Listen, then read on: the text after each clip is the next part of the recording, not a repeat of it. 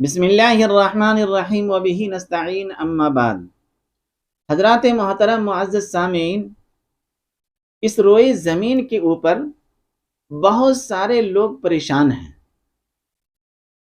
شوہر بیوی سے پریشان ہے، بیوی شوہر سے پریشان ہے، ساس بہو سے پریشان ہے، بہو ساس سے پریشان ہے یا نہیں؟ بھائی بھائی سے پریشان ہے، یا بزنس میں ہمارے کوئی پارٹنر ہے تو ایک پارٹنر دوسرے پارٹنر سے پریشان ہے،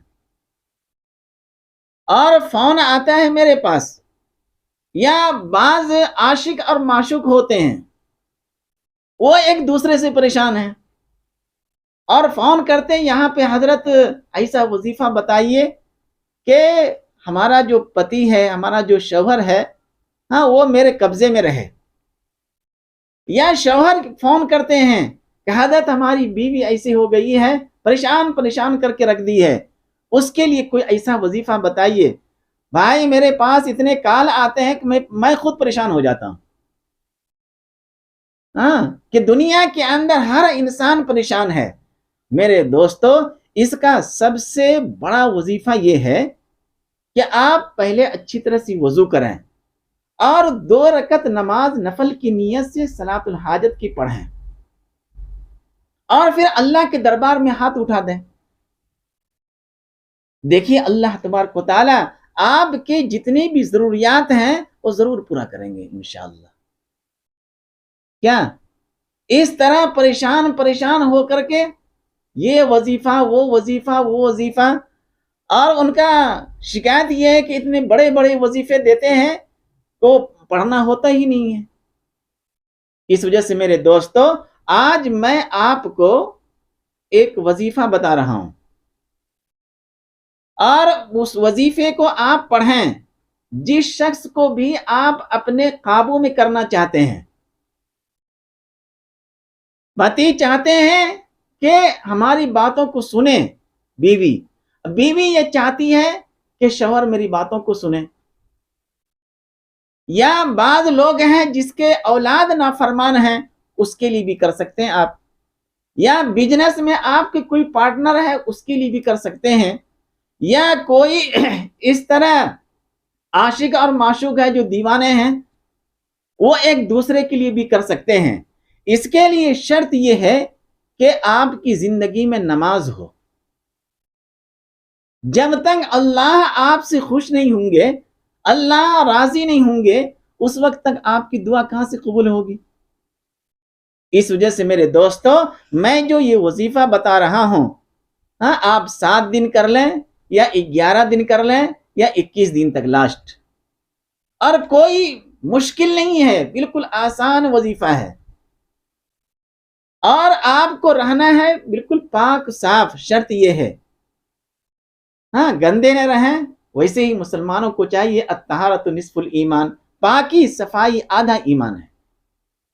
آج مسلمانوں کو دیکھیے، پاک رہتے ہیں تو صاف نہیں رہتے ہیں، صاف رہتے ہیں تو پاک نہیں رہتے ہیں۔ یہ انگریزوں والا مسئلہ ہو گیا۔ انگریزوں کو دیکھیے، وہ صاف تو رہتے ہیں لیکن پاک نہیں رہتے ہیں۔ پاک رہتے ہیں وہ لوگ؟ کسی بھی انگریز کو دیکھ لیجیے آپ، صرف دیکھنے میں لگیں گے گوڑے چٹے چٹے ہیں بس، لیکن اندر سے پاک نہیں ہے، وہ صاف ہیں۔ اچھے کپڑے سوٹ بوٹ پہن لیں گے، لیکن ہمارے مسلمانوں میں ایسا نہیں ہے۔ ہمارے مسلمانوں نے آقا مدنی صلی اللہ علیہ وسلم کی سنت موجود ہے، اور سرکار دو عالم صلی اللہ علیہ وسلم کی ہدایت بھی موجود ہے کہ الطہارۃ نصف الایمان، پاکی صفائی کیا ہے؟ وہ آدھا ایمان ہے۔ یہ وظیفہ آپ کریں گے، آپ پاک بھی رہیں اور صاف بھی رہیں، اور عشاء کی نماز پڑھیں آپ، اس کے بعد کھانا کھائیں اور سو جائیں۔ جس کو آپ اپنی طرف مائل کرنا چاہتے ہیں، اس کا تصور ذہن میں رکھتے ہوئے اس وظیفے کو آپ دہرائیں۔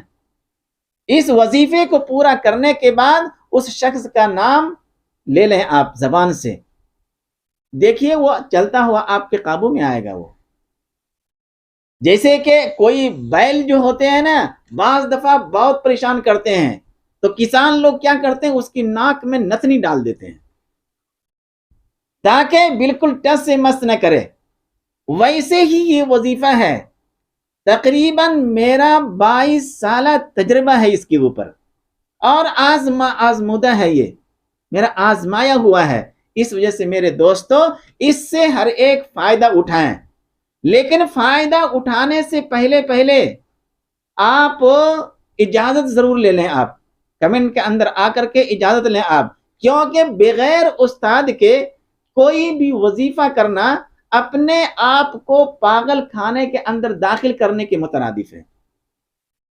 کیونکہ جب آپ اجازت نہیں لیں گے، استاد اور ٹیچر آپ کو اجازت نہیں دیں گے اور اپنے سے کرنے لگے آپ، تو نقصان بھی ہو سکتا ہے۔ اس وجہ سے ہر ایک کو اجازت ہے، آپ کمنٹ میں آ کر کے ماشاء اللہ سبحان اللہ کچھ لکھ کر کے اجازت لیں آپ، تو اس کے بعد یہ وظیفہ کریں۔ یا کوئی ایسی لڑکی ہے جن کا نکاح نہیں ہو رہا ہے اور ان کی نگاہوں کے اندر کوئی ہے بسا ہوا یا بسا ہوا نہیں ہے، بس ایسے ہی اللہ سے دعا کرے، اے اللہ میری قسمت میں جو ہے وہ مجھے عطا فرما، تو اللہ تبارک و تعالیٰ اچھی سے اچھی جوڑے بھی عطا فرمائیں گے۔ یا اگر کوئی بزنس کر رہا ہے تو وہاں پہ اس کو استعمال کر سکتے ہیں۔ تو آئیے ہم جانتے ہیں یہ وظیفہ کیا ہے۔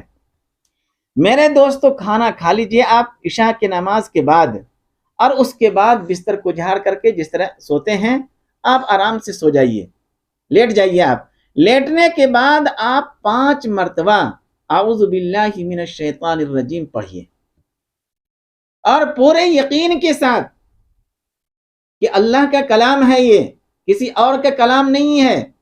ہر چیز کے اندر کوئی نہ کوئی تاثیر ہے، تو اللہ کے کلام میں تاثیر کیوں نہیں ہوگی؟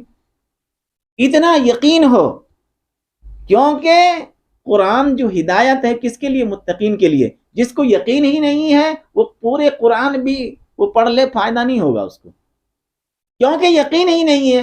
اس وجہ سے پہلے آپ اللہ اور اللہ کے رسول صلی اللہ علیہ وسلم کے اوپر یقین کریں اور کلام الہی کے اوپر یقین کریں۔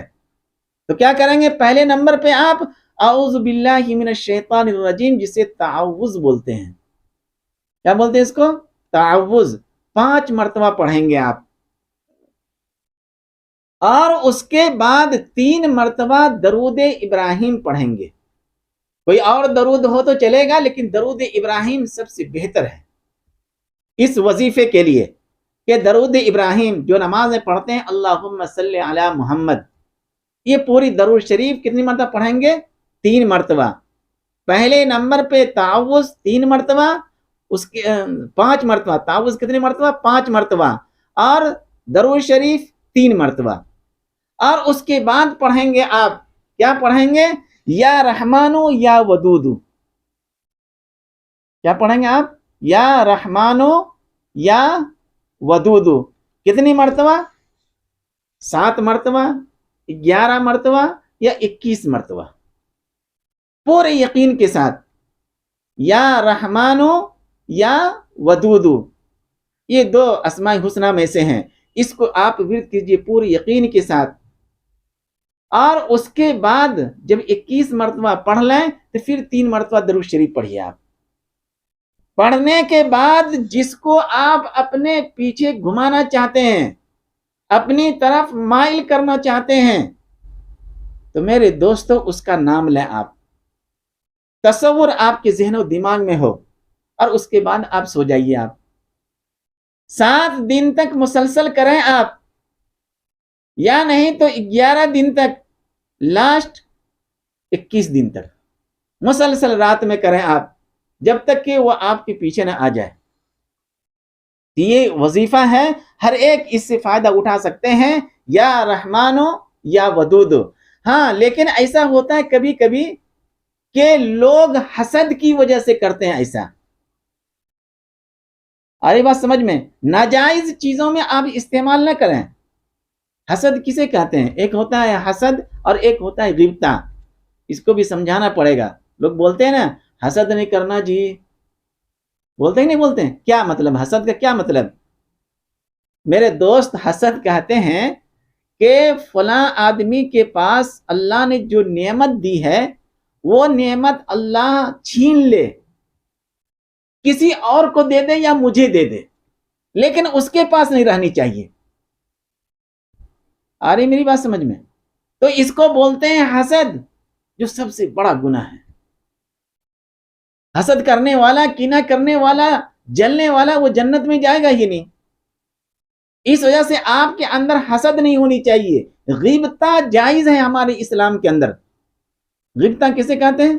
غیبتہ کہتے ہیں کہ اللہ نے جو سامنے والے کو، فلاں آدمی کو، سامنے والے کو جو اللہ نے نعمت دی ہے، اے اللہ وہ نعمت اس کے پاس بھی باقی رہے، اور وہ نعمت اے اللہ مجھے بھی عطا فرما۔ آ رہی بات سمجھ میں؟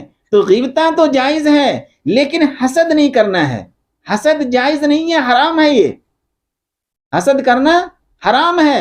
آپ کسی کے لیے بد دعا، یہ بد دعا ہے کہ اللہ اس کو جو نعمت دیے ہیں، اے اللہ وہ نعمت چھین لیا جائے، ختم ہو جائے اس کی وہ نعمت، اور وہ نعمت مجھے مل جائے، یہ حسد ہے۔ ایسا کرنے کا حکم مسلمانوں کو نہیں دیا گیا ہے۔ بھائی آپ کوئی بھی وظیفہ پڑھیں یا کچھ بھی پڑھیں، اپنی ایمان کو باقی رکھتے ہوئے، اپنے اخلاق کو اونچا رکھتے ہوئے، تو آپ اس وظیفہ سے فائدہ اٹھا سکتے ہیں، لیکن شرط یہ ہے کہ اجازت لے لیجیے آپ، تاکہ میرے علم میں رہے کہ کون کون سے بندہ اس وظیفے کو پڑھ رہے ہیں، تاکہ اگر آپ کے اوپر ایسی کوئی چیزیں آئے تو ہم اس کو سنبھال سکیں۔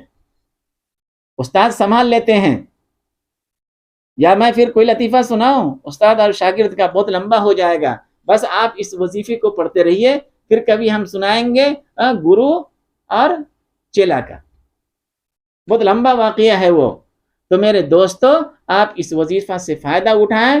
ہر ایک کو میری طرف سے اجازت ہے کہ بس 5 مرتبہ تعوذ پڑھ لیں، 3 مرتبہ درود شریف پڑھ لیں، اس کے بعد یا رحمان یا ودود کتنی دفعہ پڑھیں گے؟ 7 مرتبہ، 11 مرتبہ یا 21 مرتبہ۔